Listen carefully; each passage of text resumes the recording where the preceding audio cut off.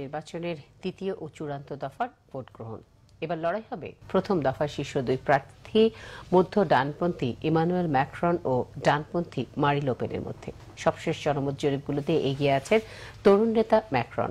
এদিকে ইমেইল ও অন্যান্য গুরুত্বপূর্ণ নথি হ্যাকিং এর অভিযোগ তুলে তার তীব্র নিন্দা জানিয়েছেন ম্যাক্রন।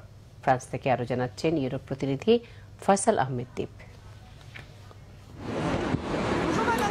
ফ্রান্সের জাতীয় নির্বাচন নিয়ে জলগোলা কম হয়নি, হয়েছে নানা নাটকীয়তা, জল্পনার কল্পনা। নির্বাচনী অঙ্গীকার প্রচারণায় ভোটারদের মনোযোগ আকর্ষণে দিচ্ছেন নানা প্রতিশ্রুতি।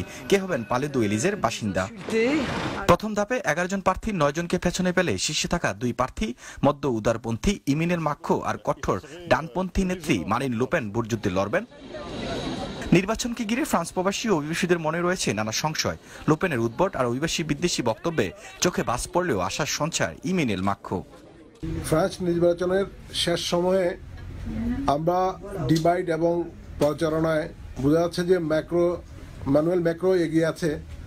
তো আমরা যারা অভিবাসী এখানে বসবাস করছি, আমরা চাই ম্যাক্রোই ক্ষমতা আসুক, কারণ মাদাম লো পেন যদি ক্ষমতা আসে তাহলে অভিবাসীদের জন্য খুবই খারাপ এবং ফ্রান্সের ইকোনমির জন্য খুব খারাপ। প্রথম তোরে আমরা এমানুয়েল মাক্রোকে ভোট দিয়েছি, দ্বিতীয়বারের মতো এমানুয়েল মাক্রোকে আমরা ভোট দেব।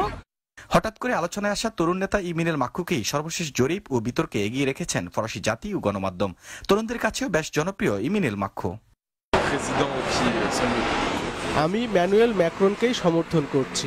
মারিন লো পেন যা বলছে, এভাবে দেশ চলতে পারে না। ফ্রান্স সম অধিকার ও মানবাধিকারের দেশ।